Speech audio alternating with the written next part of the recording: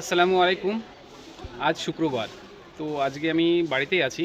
আর আমাদের মসজিদে প্রতিদিনই ইফতার দেওয়া হয়। আর অনেক দিন ধরে বলছে একটা ভিডিও করে ছাড়, কিন্তু আমার সময় হচ্ছে না, কেননা বাড়িতে থাকতে পারছি না।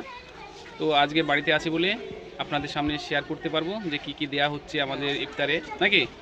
তো চলো। তো সবাই এখানে কাজ করছে। আর আজকে হবে আমাদের রাধা পল্লবী এবং চানা মটর। তো ছেলেরা কিন্তু সেই তোমার হচ্ছে জহরের নামাজ পরপরই কাজ শুরু করে দিয়েছে, কেননা রাধা পল্লবী করতে অনেক টাইম লাগে আর অনেকটাই করতে হবে, ওই জন্য সকাল সকাল ওরা কাজে লেগে গেছে। হে খোদা দয়াময় রহমান রহিম, হে বিরাট হে মহান হে অনন্ত অসীম, হে খোদা দয়াময় রহমান রহিম। আসরের নামাজের টাইম হয়ে গেছে, সবাই নামাজের জন্য তৈরি হচ্ছে। আর আমাদের গ্রামে বড় থেকে ছোট থেকে সবাই রোজা আছে।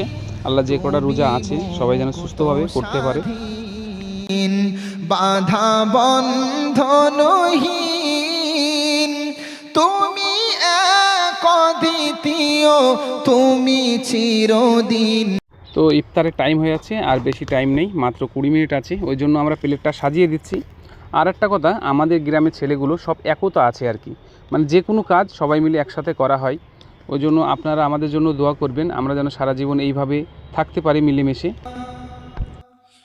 বলনি দেবে না উমর, বলনি দেবে না হামজা তারিক, খালিদ বিজয় সমর।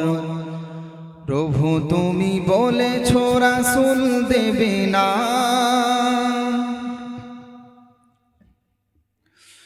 বলনি দেবে না উমরের যুগ, রাশেদার সেই খেলাফত,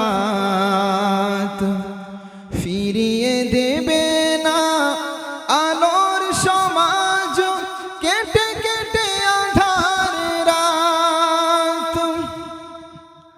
বলনি দেবে না উমরের যুগ, রাশেদার সেই খেলাফত।